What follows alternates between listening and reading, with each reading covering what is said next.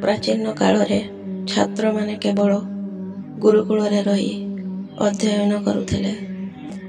पिलाटी शिक्षा ग्रहण करने को गुरुकुल को जाउथिला। पिला माने गुरु को मार्गदर्शन रे गुरुकुल रे आश्रम रे जत्न नेउथिले एवं अध्ययन मध्य करुथिले। रघु बोली गोटे पिला थिला। समस्तंको परी ताकू मध्य गुरुकुल को पठा जाइथिला।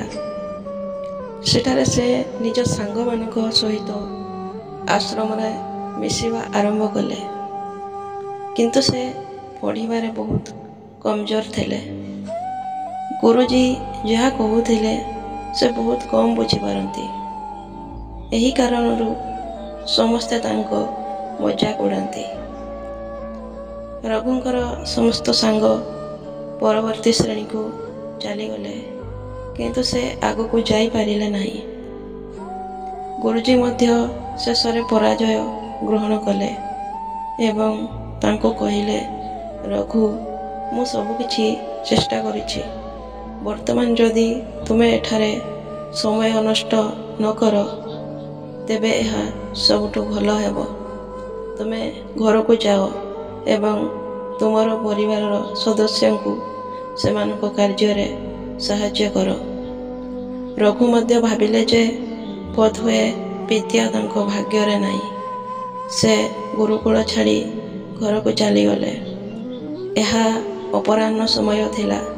से रास्ता रे ससिला अनुभव करने को लगिले। चारिपाख को चाही से देखिले जे किछि महिला अल्प दूर रे कूअरु पानी भर्ती करुछंती। से कूଅ को गले। दौड़ीर गतिविधि जोगु पत्थर उपरे चिन्ह थिला। तेणु से महिला मान को पचारिले, तुमे किपरि एही चिन्ह तैयारी कल?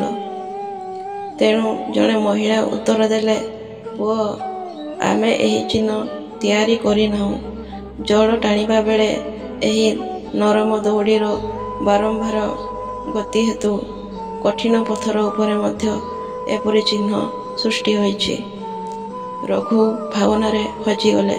से भाविले जे जेते बेले एक नरम दौड़ीर बारंबार गति द्वारा एक कठिन पत्थर उपरे गभीर चिन्ह तैयारी होई पारुछि, तेबे मु काहीकि निरंतर अभ्यास माध्यम रे ज्ञान आहरण करि पारिबि नाही। रघु बहुत उत्साहर सहित गुरुकुल को फेरी आसिले। कठिन परिश्रम कले। गुरुजी मध्य खुशी हेले एवं संपूर्ण सहयोग करथिले। किछि वर्ष परे एही अवहेलित शिशु रघु संस्कृत व्याकरण रे जणे महान पंडित हेले। अभ्यास अत्यंत गुरुत्वपूर्ण। एहा क्रीडा अध्ययन रे हेउ किंबा अन्य किछि, आपण अभ्यास बिना सफल होई पारिबे नाही। जदि तुमे अभ्यास न करी केवल भाग्य उपरे निर्भर कर, तेबे तुमे अनुताप व्यतीत आ किछि पाइब नाही। तेणु अभ्यास, धैर्य, कठिन परिश्रम, निष्ठा सहित कार्य करिबा उचित। आशा करुछि एही स्टोरीटी आपनको भल लागिथिबो। जय जगन्नाथ।